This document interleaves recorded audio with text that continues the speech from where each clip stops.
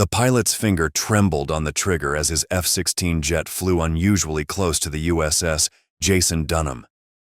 His heart pounded in his chest, one shot from the warship below, and it would all be over. This mission wasn't just about monitoring a foreign military presence, but a challenge at one of the most powerful countries in the world, if not the most powerful. 5,000 feet below him in the Caribbean waters was the U.S. destroyer, targeting every single move of the aircraft above under the radar. Venezuela had just sent outdated, outgunned, and outmatched jets to intimidate a modern U.S. warship, and in the next 90 seconds, it would be the biggest mistake ever made. Here's why. Before diving into the whole confrontation and show of muscles, the big question is why the hell was a U.S. destroyer off on Venezuela's coast in the first place? Well, let's go back to late August 2025. Drug cartels were tearing through Latin America, and President Trump of the United States had finally had enough. The southern Caribbean, just off the Venezuelan coast, had become a suspected highway for drug trafficking. So he issued an order. But this wasn't just a light warning or sanctions whatsoever. He directed the United States Armed Forces to begin the use of military forces against targeted Latin American drug cartels. At exactly 3:14 p.m. on the 4th of September, a heavily armed U.S. naval destroyer, the USS Jason Dunham stern, was deployed on the Caribbean Sea near the northern coast of Venezuela. Was this still to curb drug trafficking, or was this an invasion? On the ordinary, the goal looked simple and crystal clear: to intercept drug traffickers and terminate any form of narco-terrorism. Sounds pretty direct, doesn't it? But the Venezuelan president, Nicolas Maduro, didn't see it that way. Because why else would President Trump order the deployment of a $13 billion aircraft carrier, the USS Gerald R. Ford, and the largest warship on Earth, into the Caribbean waters for the first time in 30 years? This wasn't just any kind of ship. This beast had 90 aircraft and more than 200 sailors, so it was literally a floating firepower city. And now a destroyer, 12 miles off his coast. In response, President Maduro did what any desperate leader would. They decided to respond with an equal show of force in their own way. Under his direction, they retaliated with 2 aircraft patrols, which they felt was a public display of warning. But this action undoubtedly pissed off the U.S. military. It wasn't exactly a smart move. The U.S. had already made its mission crystal clear. So when Venezuela's military stepped in, Washington's response was anything but friendly. Now at this point, you might think it's just the U.S. tackling drug trafficking and Venezuela protecting itself, but the real thing went beyond that. Before all of this, Venezuela's President Nicolas Maduro had laid accusations on the U.S. of fabricating a new war, especially after President Trump had ordered warships into the Caribbean. President Maduro's fear was understandable when you think about it.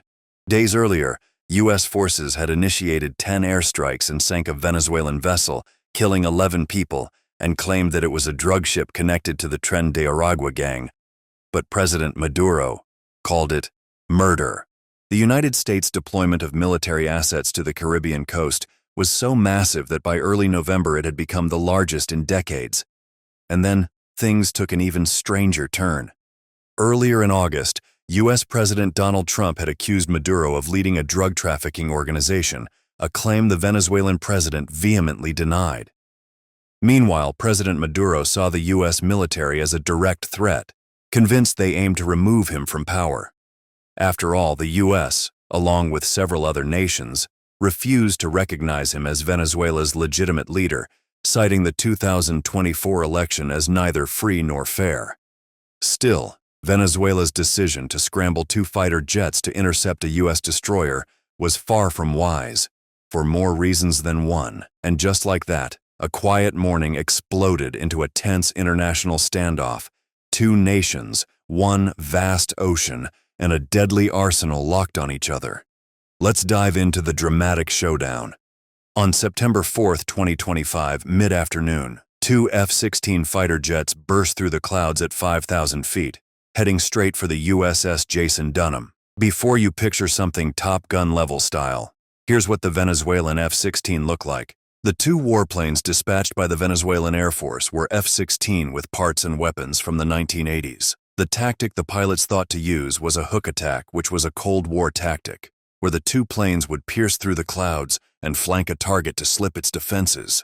The lead pilot was ready for action, looking at his quirky analog dial and beaming with confidence. Since he was in the air and his target was down below, he knew the cost. He knew that compared to what was below him, all it took was one click on the trigger from him to be blown to pieces. But he was a soldier. Protecting the motherland came first before anything. His wingman followed, trying to flank the destroyer's defensive focus. 2 jets against 1 ship. But all these tactics and formation was futile against a more advanced warship equipped with cutting-edge air attacks. To even attempt a lock on the U.S. destroyer, he'd have to point the jet's nose directly at the ship while flying into a radar net that updated 30 times per second.